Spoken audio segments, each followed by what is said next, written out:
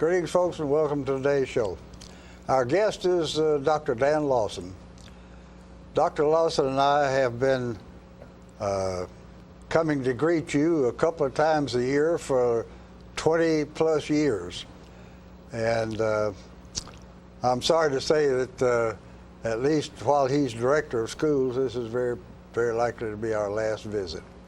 And I'm very sorry to see that happen. His replacement, Mr. John Carver, will take over as director of schools on the 1st of November.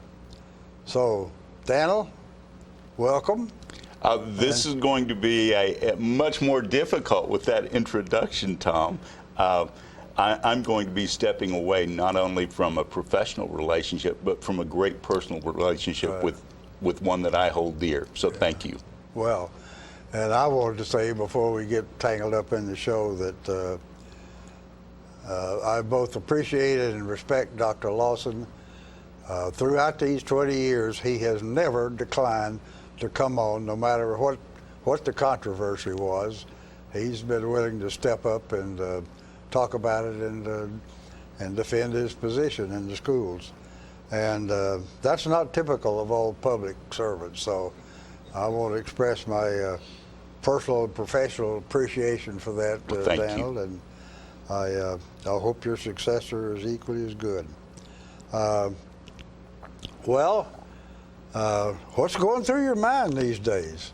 You know, I had no idea of how many loose ends I had until I approached the fact that I've just got a few days left. So I'm tying mightily. I'm trying to tie up as many loose ends as I possibly can. Imagine, yeah. You've had a lot of things to get loose in 22 years. Absolutely. Yeah. Well, you and I, over those years, have fought quite a number of wars. What kind of subjects come to your mind that have been the biggest controversies during this season? Anything? Wow, Tom, I could start on that, but I'd say your producer would have a fit over us not taking a commercial break first. So I'm going to toss that one back to you and think just a little bit. Oh, all right. Well, let's take a short commercial break and we'll come back and talk some more.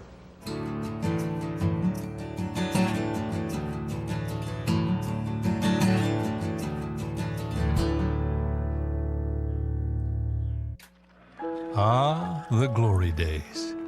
Running to daylight on the gridiron and chasing a ball with a mind of its own. Cheering the team to victory and marching to the beat of your own drum.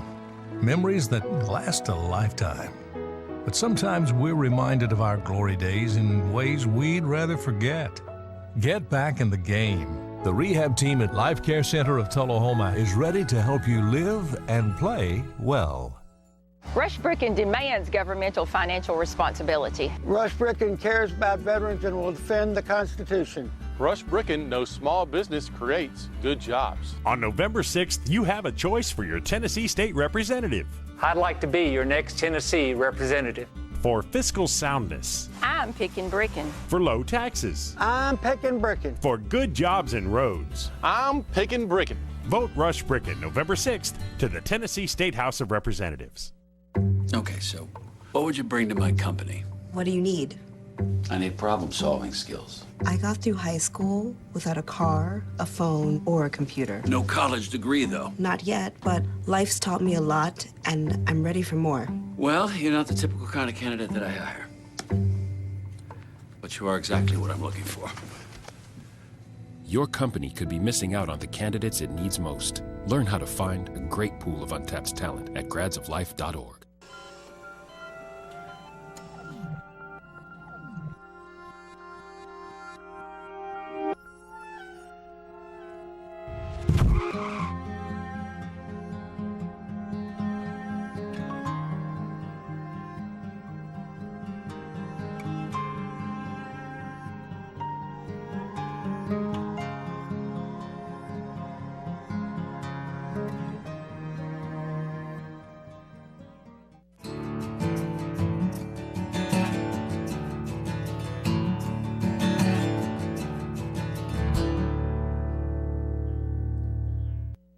Talking today, folks, with Dr. Dan Lawson, who as of the 1st of November will no longer be the director of schools for Tullahoma. And so we, as I mentioned before the break, he and I have fought a lot of battles over the years, and we thought we might take a look at a couple of those. What comes to your mind, Daniel, some of our best controversies? Most fun. Most fun? Certainly, a person in my position annually will talk about prefacing a budget with, this is going to be a tough budget year. I really don't recall in my 22 years here ever saying, we're really looking at a flush budget and it's going to be exciting and a fun time. So I think that's kind of a standard of operation. That's an annual. Yeah, it's just an annual battle, so I really don't think a lot about budgets. What does come to mind is we've seen an ever-growing trend to believe that everything that has value has to have to it appended some number. And especially as we think about assessments and as we think about tying those assessments numbers to a teacher's performance based on assessment of the students of students to a teacher number based on how a kid did one day in May. I think that student assessments are important to show progress, but I certainly don't think they are the end-all to show the value of what we as educators provide, what a student brings to the table, and how a parent or family member invests in that student. We have some remarkably gifted students who do some great things, and if we assume that the only way we can measure their progress is on some standardized test on one day in May, we've missed the boat. Yeah. We were talking this morning before we went on air about fine arts programming. And when I think about our kids who have performed and those who come in who have performed, there's no way to provide an objective measure, but we know that those folks make us feel. They make us emote. They make us relate to what's going on, and that adds value. Likewise, when I've got a day like we have today, where it's approaching 85, 90 degrees, the concern about proficiency versus meeting proficiency is not nearly so great on that standardized test as it is on whether or not they can get my HVAC going very quickly. So I think that we've got to understand that not everything that has value can be scored, and not everything that can be scored necessarily has value. Well, and I think we're emphasizing, you can't put all the eggs in one basket. Use that assessment of a test at the end of the year as a way of assessing not only the students but the teachers' performance, and that's a very limited arrangement. So, well, that's interesting, and also tangled up in there, excuse me, is the type of testing we're doing, where the testing come from, and we've had an ongoing controversy of that for all these years, and it isn't settled, is it? It isn't. We in fact have now seen the governor on a listening tour, hoping to provide for our next governor a basis of understanding as to what's going on, and I could help them a bit. I could help them a bit in the fact that there's a naive belief that every standard must be assessed by a standardized test. I don't think that's an accurate statement. I think there are some power standards. There are some essential elements that the state ought to look at assessing, but there are an awful lot of elements that ought to be assessed by a classroom teacher during the course of that year and during the course of the instruction. Now, when you have a belief that you're going to measure every standard, you then start developing tests that last entirely too long. So as I think about what we've done as a state, I remember when we started the discussion about assessments and started the discussion about spending too much time was about the same time that my daughter sat for her bar exam.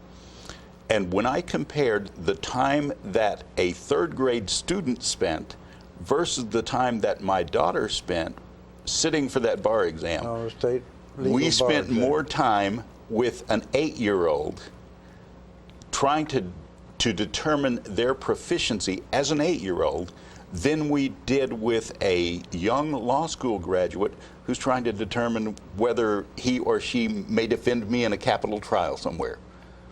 That's nuts. That's something that we could and should do better. Yeah, that bar test is for a lifelong proposition. Right. Yeah. Well, very interesting. So, and those two, testing and standards, are sort of tangled up together. I don't know, have we ever settled on standards? Are we now sort of... In fact, we're reiterating standards. We have a set of standards that we adopted several years ago with the Common Core. Then the state decided that we needed to transition away from a Common Core, but candidly, 80% of the standards or so were exactly the same. We just changed the title a bit. And after I'm free to be a whole lot more forthcoming right now, I guess. So after we changed that title a little bit, now we're in a new generation of those standards. So we're now moving away from that second generation following Common Core to the third generation. We're working on and rolling out social studies and science standards in the next year. Okay. And candidly, I believe standards should change. I think that as the body of knowledge grows, as our research grows, there should be an expectation to change those standards. Sure. I just don't think that it's reasonable to attempt to measure every standard and mastery thereof on one day in May.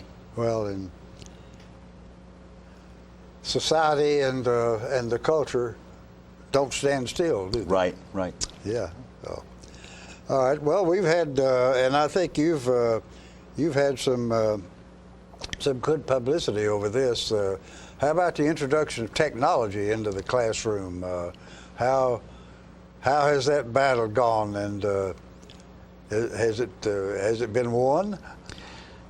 I think it won't be won. It will continue to be waged because of the evolution of technologies.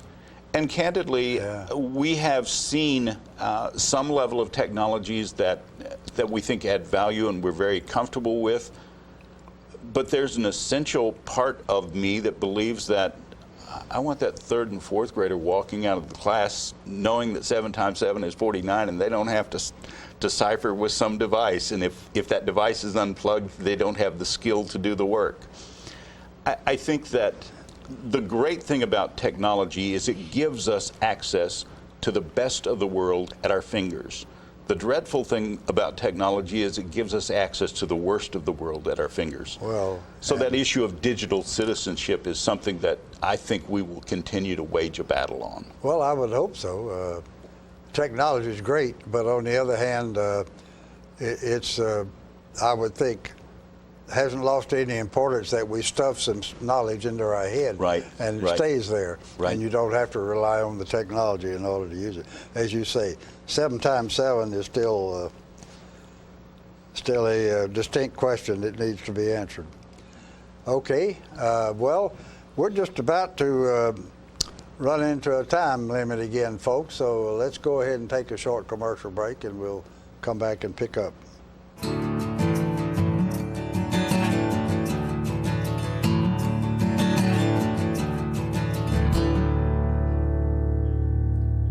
Russell Barnett Hometown Auto Rental has proudly served your auto rental for over 30 years. Check out this huge selection to choose from. Small car, mid-size car, full-size car, crossover vehicle, SUV, minivan, pickup trucks, 12 and 15 passenger vans. Whether big or small, Russell Barnett Hometown Auto Rental has them all.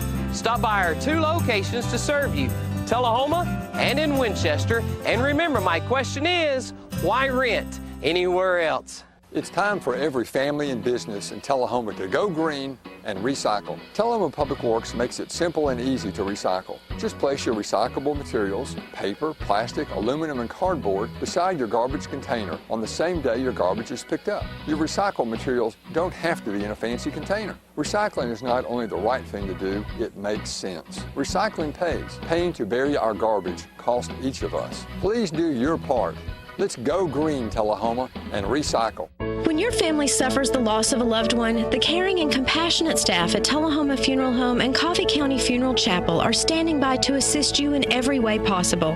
We are proud to support local industry and offer only Batesville caskets. Many funeral homes don't own or operate a crematory. We utilize the only crematory in Coffee County. Your loved one never leaves Coffee County. We can accommodate any need and any budget. Consider our complete pre-need service to remove this burden from your family during their time of grief. Lock in today's low costs and protect from inflation. Tullahoma Funeral Home and Coffee County Funeral Chapel. Our family caring for your family.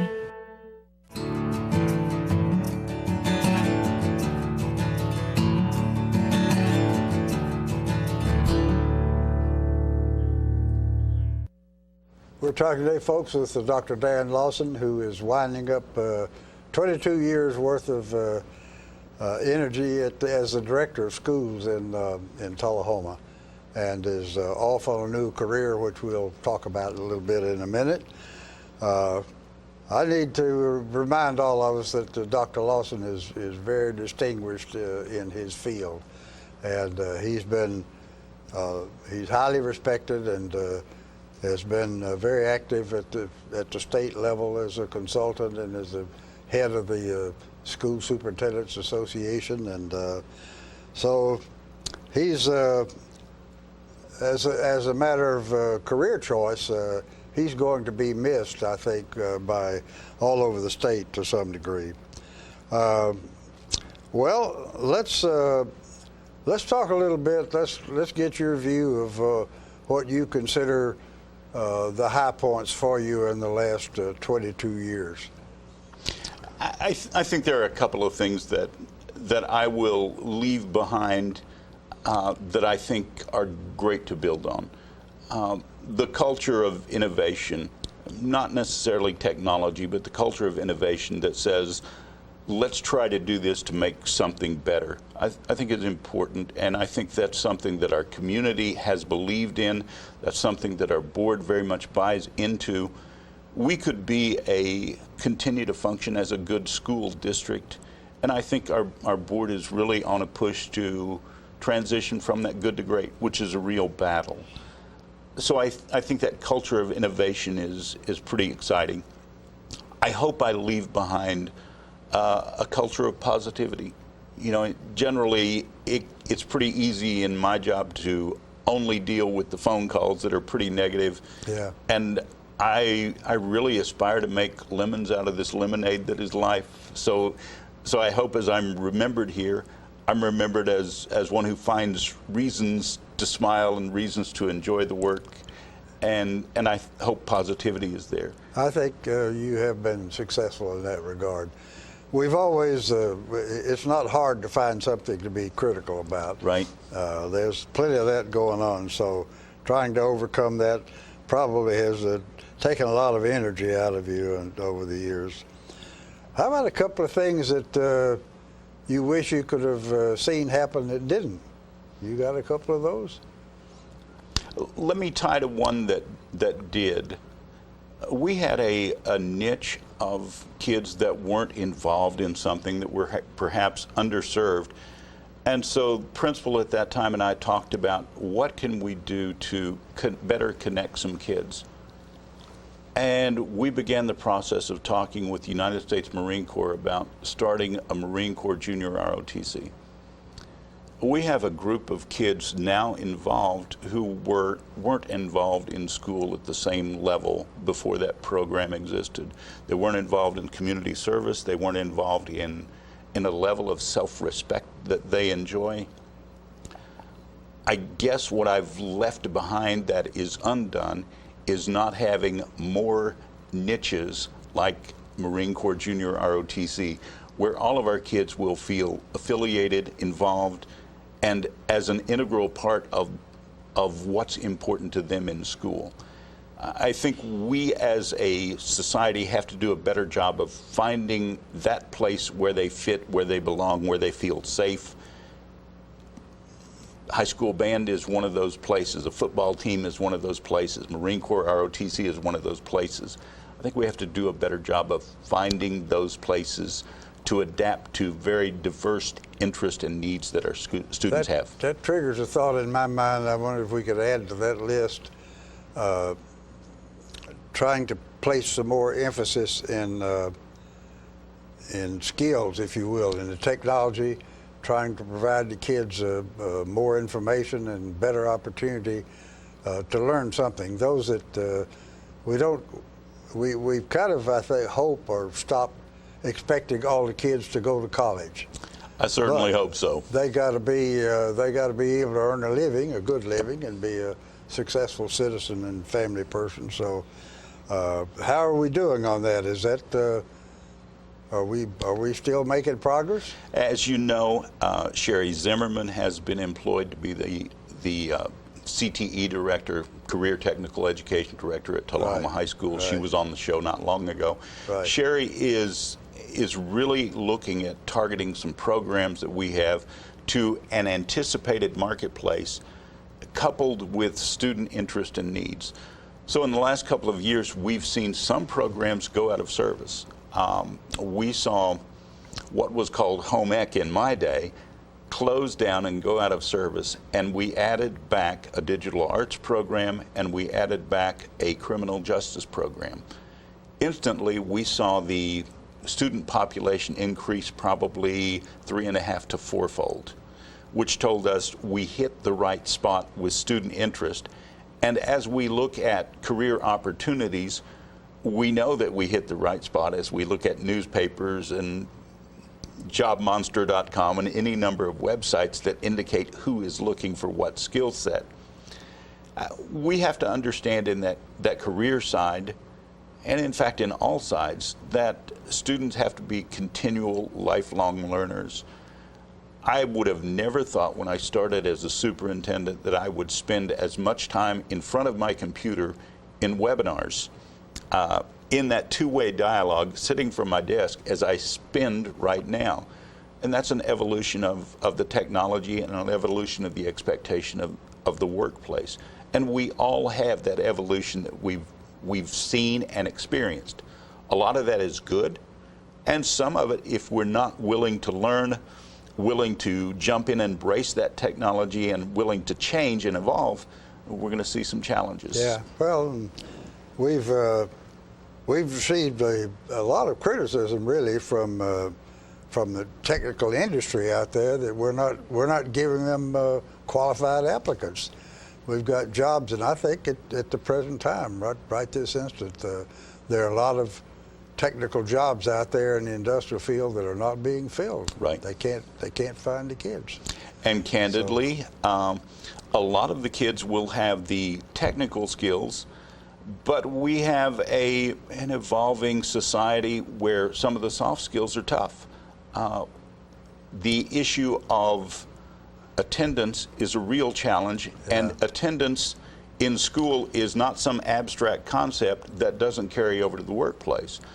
I typically don't have employers telling me that they have to fire kids because they can't effectively communicate or they can't effectively do the computational skills. Typically, when they remove an employee, it's because they can't get along with others, they don't show up to work on time, or they fail up a drug test.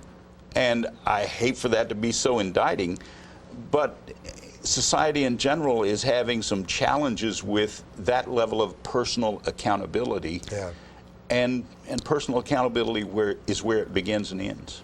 Yeah, we've talked some about that, and your program is, in fact, you've got a strong element in the program that teaches them what's expected when they get to the workplace, right, and how they need to get there.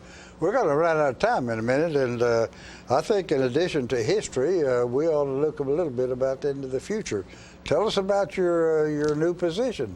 Lee University is a small private liberal arts university in Cleveland, Tennessee. They enroll between 5,000 and 6,000 students, and I don't know, several hundred of those students are graduate students majoring in education. So my responsibility at Lee University will be to serve as a professor of education and to work with the development of future educational leaders. So those who aspire to be principals, those who aspire to be master teachers, my responsibility will be to teach them and to advise and guide them in their future. So I'm leaving a little bit of this component of K-12 education, but hopefully I'm stocking the shelves for future K-12 educators who can do a great job and come back. That's interesting. Out of what I've seen in the press, I haven't gotten the impression that that's where your emphasis was. I was going to ask you, it sounded like you were going to be a professor of philosophy, and I wanted to find out what that looks like. But guess what, folks? We have just flat run out of time. So we're going to have to take a short commercial break and wrap up.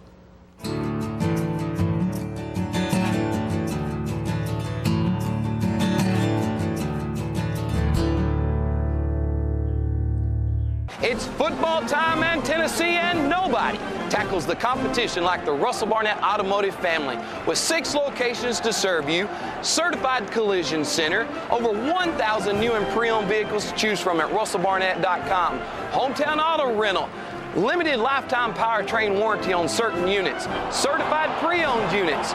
Too many reasons to mention why. I keep asking the question, why buy anywhere else? So you've been meaning to do something healthy, commune with nature, get outdoors and meet new people. We have the perfect solution. Come hike with us. You can find a Tennessee Trails Association chapter near you, including Clarksville, Columbia Franklin, Highland Rim, Jackson, Knoxville, Oak Ridge, Memphis, Murfreesboro, Nashville, Plateau at Crossville, and Upper Cumberland. We're on the web at TennesseeTrails.org. It's fun, it's stress-free, and it's good for you. See you on the trails.